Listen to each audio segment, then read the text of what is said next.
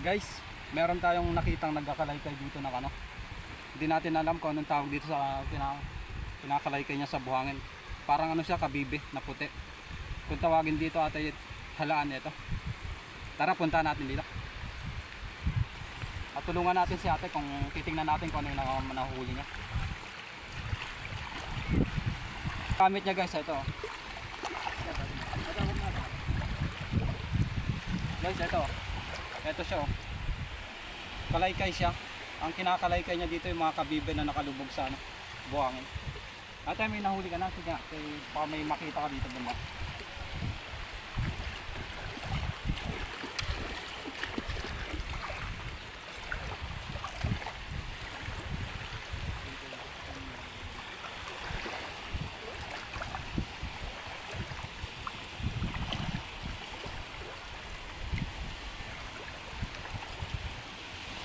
Meron nga.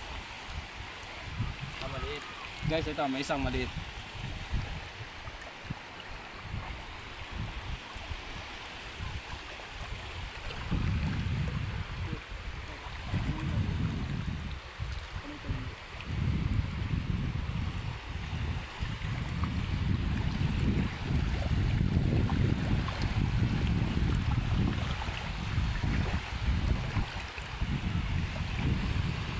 Guys, actual itong pangunguha niya ng sihit.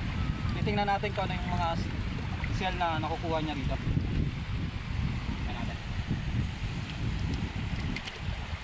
So guys, ito yung nakukuha niya. Ano tawag dito ate? Sige po. Ano tawag dito? Halaan? Opo. Ito guys, halaan ito kung tawagin dito. Anong luto dito masarap? Ito lang yan, niluluyakan. Niluyahan. Pwede rin ginisa. Oh, ginisa pwede rin to.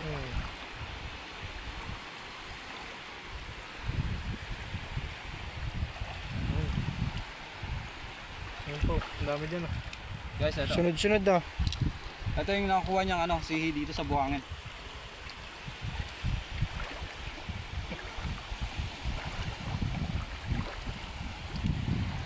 Wala pala si ate lagayan ng wala siyang lagayan ng plastic na dala.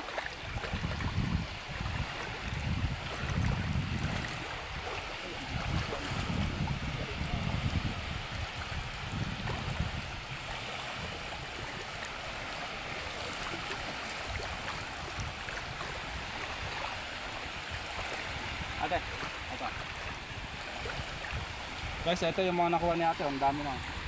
Ate, pwedeng pasubo kami. Kailangan ba? Kailangan ba talaga ng sulat? Opo. Ito yung mga nakuha mo. Di ba malalaman ko pag may sumabit? May sumali po siya.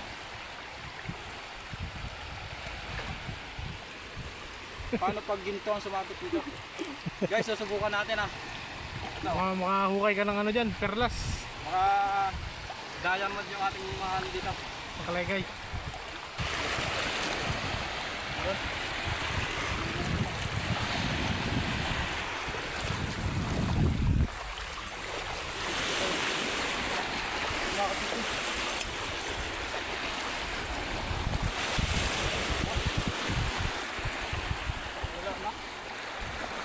Tingnan natin sumabit to.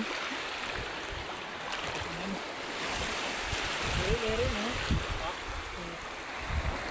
Maliit.